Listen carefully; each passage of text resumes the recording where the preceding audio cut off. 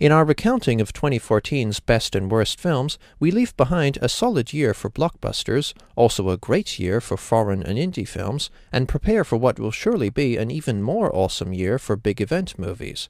But before I present my best and worst lists of 2014, I felt it necessary to address certain popular releases that you might regard as omissions from the best or worst categories. I didn't like or dislike these films as much as you may have, but I feel they still deserve some discussion, partly on why they didn't place in either of my main categories. So, here are my top 5 films from 2014 that I want to talk about. Number 46, The Lego Movie.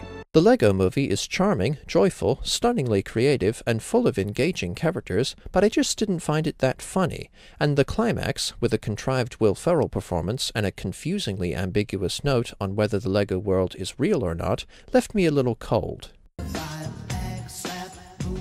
Number 41, Boyhood. I was very surprised to see this Richard Linklater project reach so many critics' top 10 lists and garner so many awards nominations, as in my opinion, it's one of the year's most overrated films. It is well acted, has solid cinematography and impressive direction.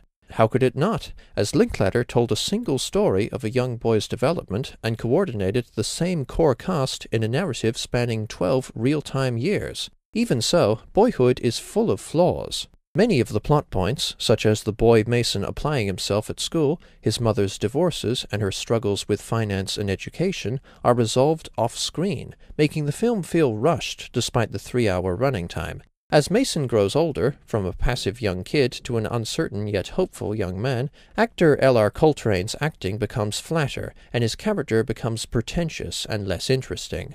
But the worst part of Boyhood is the dialogue, which is often heavy-handed and unconvincing, and carries a vibe of, "This is the theme we're discussing in this conversation." Like Frances Ha in 2013, this is an acclaimed indie darling that I just didn't think was very good.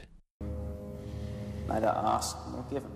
Number 34, The Giver. Surprisingly, I quite liked The Giver, but you need to know how to take it. As dystopian sci-fi, it's flimsy and makes little sense, and as a young adult thriller, it's lackluster. But as a character study, with repression as a backdrop, it's beautiful, vibrant, and even moving.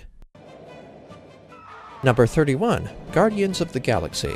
Like the Lego Movie, Guardians of the Galaxy is fun and lighthearted while still effectively handling dramatic pathos and tension. It also looks phenomenal, and the action is exciting. However, the stakes with Xandar and the villain Ronan are a little hazy, the humor doesn't always work, and the film relies far too heavily on exposition to develop its main characters. As such, I wasn't nearly as high on Guardians of the Galaxy as seemingly everyone else. Number 28, Tusk.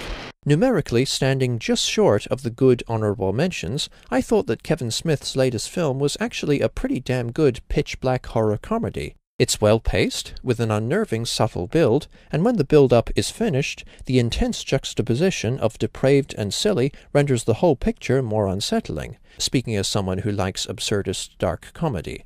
Tusk has some great dialogue and funny lines, and features fantastic core performances from the charismatic yet gung-ho madman Michael Parks, and from his victim Justin Long, of whom the film succeeds in making us sympathize with him despite his absolute asshole of a character. Well written, disturbing, and funny, Tusk was, I thought, a really good film. There were just 27 films that I happen to enjoy more or place higher in my list, 25 of which I'll be covering in my best of list of 2014. Stay tuned. Cheers.